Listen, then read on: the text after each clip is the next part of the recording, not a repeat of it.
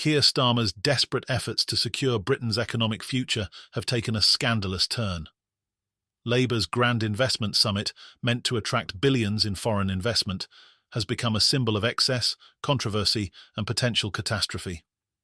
With Michelin-star meals, private Elton John concerts and a red carpet reception at St Paul's Cathedral, Starmer is pulling out all the stops to woo global elites. But beneath the glitz and glamour, Labour's plan to secure £63 billion in pledges has raised serious concerns about the party's priorities and its understanding of the challenges facing ordinary Britons.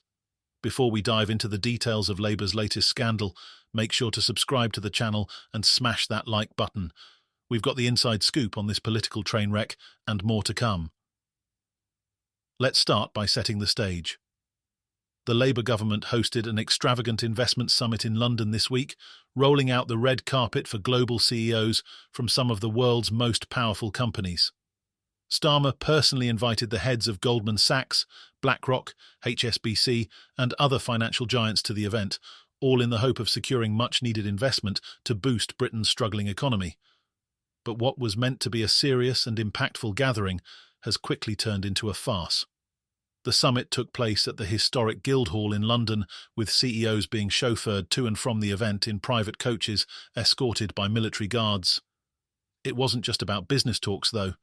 The Labour government pulled out every stop to impress these billionaires, with Michelin-starred chef Claire Smith serving up gourmet meals and Elton John providing entertainment at a regal reception hosted by King Charles himself at St Paul's Cathedral. But while the champagne flowed and the canapés were passed around, the cracks in Labour's strategy were already showing. One of the first major missteps came in the form of a scandal involving Louise Hay, Labour's Transport Secretary, and Dubai-based DP World.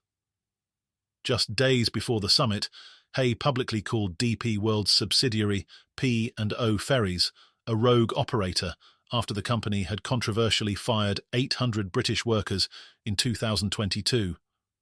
Her comments were inflammatory enough that DP World threatened to pull out of the summit and withdraw a planned £1 billion investment in Britain. It was a diplomatic disaster, forcing Keir Starmer and Business Secretary Jonathan Reynolds to scramble and try to smooth things over with DP World's executives over a last-minute breakfast meeting at the Guildhall. Hay was nowhere to be seen, having been effectively sidelined by the Prime Minister after her comments created this mess. Despite Labour's best efforts to fix the situation, the damage was already done, and many were left wondering how Labour could allow such a high-profile clash to happen right before a major investment summit.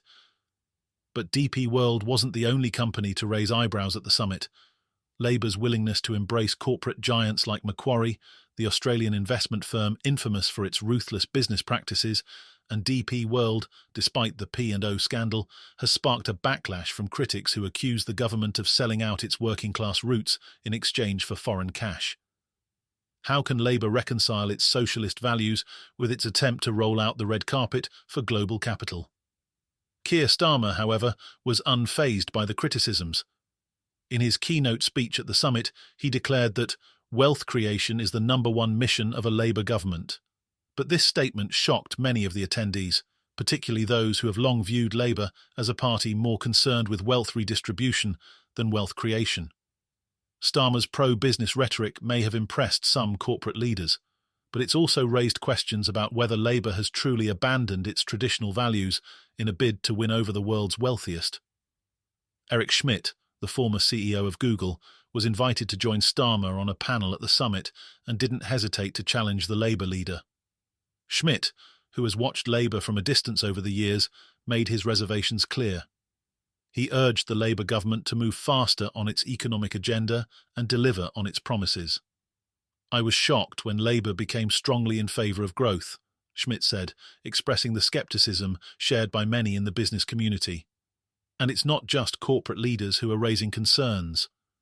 Labour's handling of the summit has left the British public questioning who the party is really working for. While the billionaires enjoyed Michelin-star meals and exclusive access to King Charles, many ordinary Britons are feeling left behind. Labour has claimed the summit brought in £63 billion in investment pledges, but will those investments actually benefit the British people? Or are they simply lining the pockets of global elites? The biggest controversy surrounding the summit, however, isn't about fancy dinners or private concerts, it's about Labour's looming tax hikes. Chancellor Rachel Reeves has hinted for weeks that Labour might raise employer national insurance contributions, NICs, as part of her upcoming budget. But despite promising not to raise taxes on working people during the election campaign, Reeves is now suggesting that businesses might have to pay more to close the £22 billion black hole in the public finances that Labour says it inherited from the Conservatives.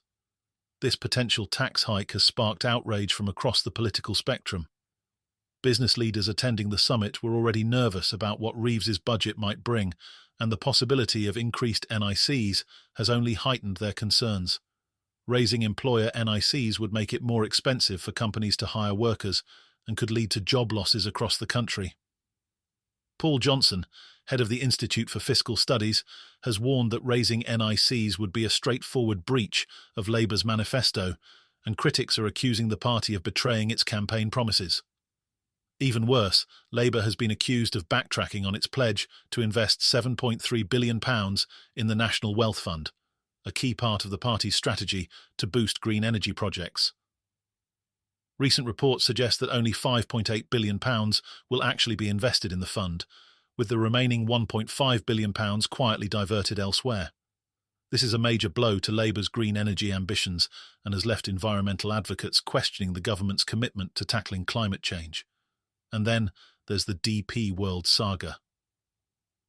After nearly pulling out of the summit, the Dubai-based company confirmed that it would proceed with its £1 billion investment in the London Gateway Port project. But this wasn't exactly a victory for Labour. In fact, Starmer was forced to publicly rebuke his own Transport Secretary, Louise Hay, to salvage the deal.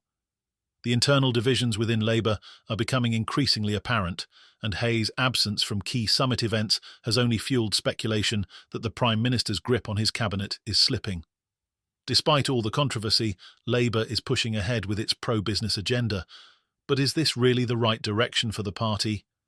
Critics argue that Labour's desperate attempts to win over billionaires and secure foreign investment have left the party out of touch with the needs of ordinary people. While Starmer and his team are focused on courting global capital, Britain's working class is being left behind. As Labour gears up for Rachel Reeves's budget announcement in 2 weeks, the pressure is mounting. Will Labour go ahead with its tax hikes, or will it find a way to balance the books without betraying its promises? And more importantly, can Labour truly balance its desire for wealth creation with its commitment to social justice? The cracks in the party's strategy are already starting to show, and the fallout from this summit could have long-lasting consequences for Starmer's government.